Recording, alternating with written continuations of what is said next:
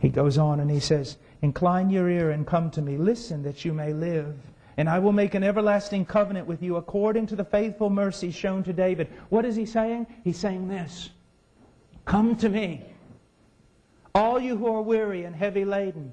All you who have committed idolatry after idolatry.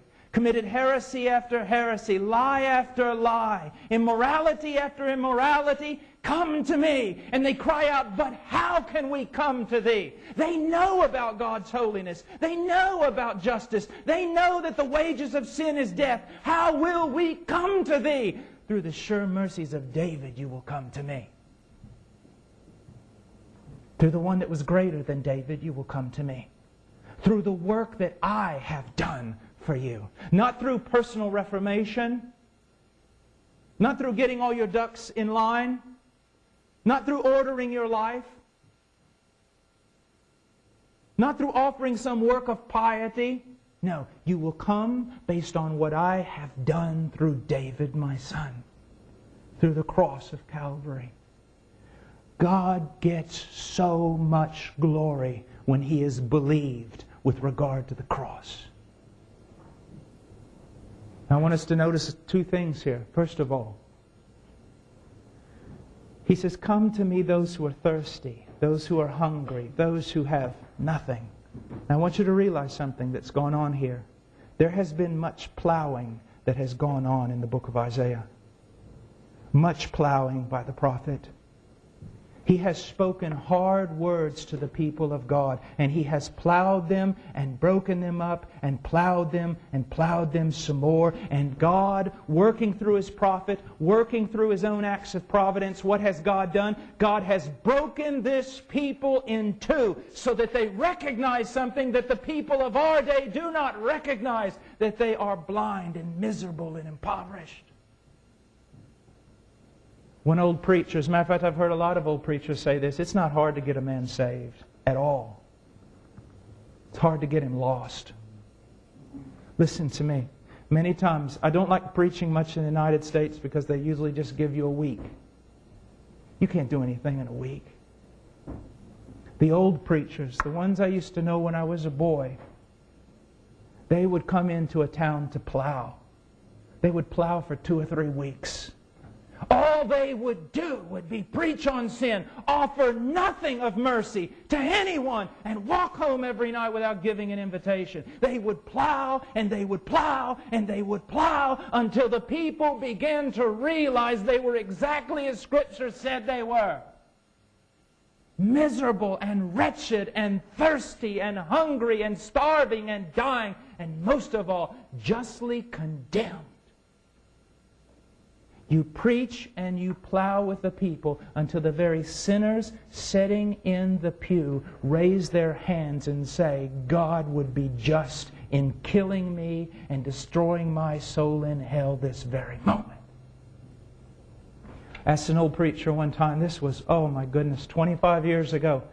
I was just called into ministry, and I went to this place where they would give 50% off the suits for preacher boys.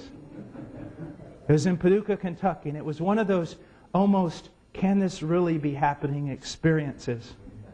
So I go into this old store, and I'm looking around, and all of a sudden the door opens, one of those doors with a bell on it, and it kind of opened up and ringed and closed.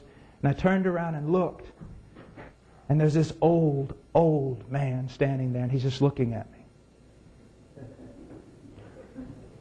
And I didn't know what to do.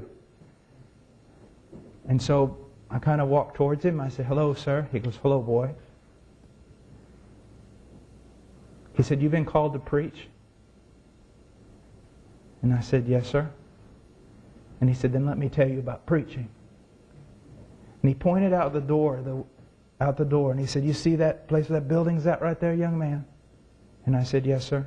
Because I used to set up a tent there in the 50s and preach. And he said, boy, I'd preach for 2 weeks. On sin. On sin, boy, I would preach. And I'd leave them without an invitation. I'd leave them without hope. And I'd go home and I'd go to bed.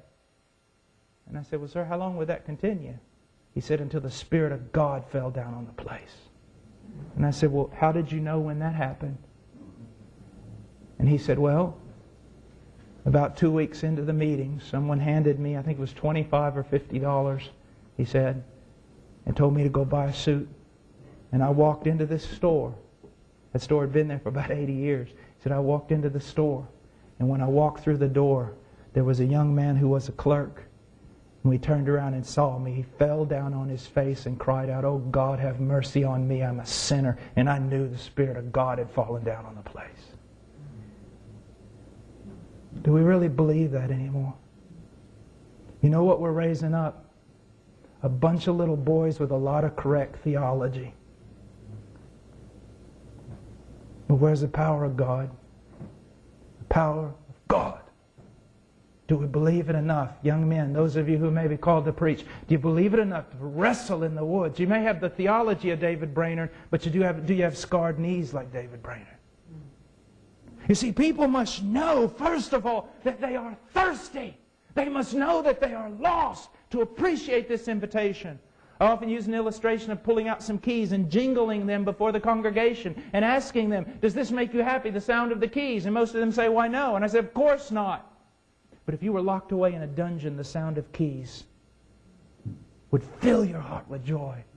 And that's why so many sinners have no respect for the gospel invitation. Their heart does not jump. They have nothing.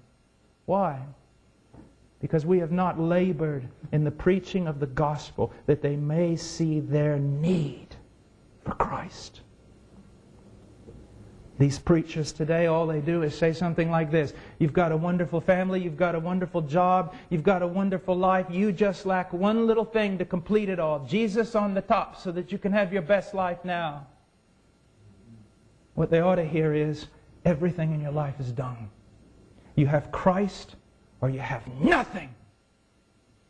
You see, in the economy of God, Christ is everything.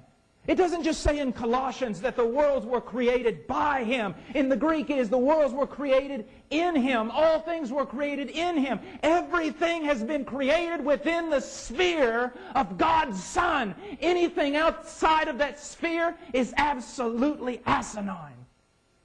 It's absurd. It's ludicrous. It has no meaning. That's why one old pietist used to say, any conversation where Jesus Christ is not the theme, it's absolutely absurd. It's a waste. Christ is all, in all, in all.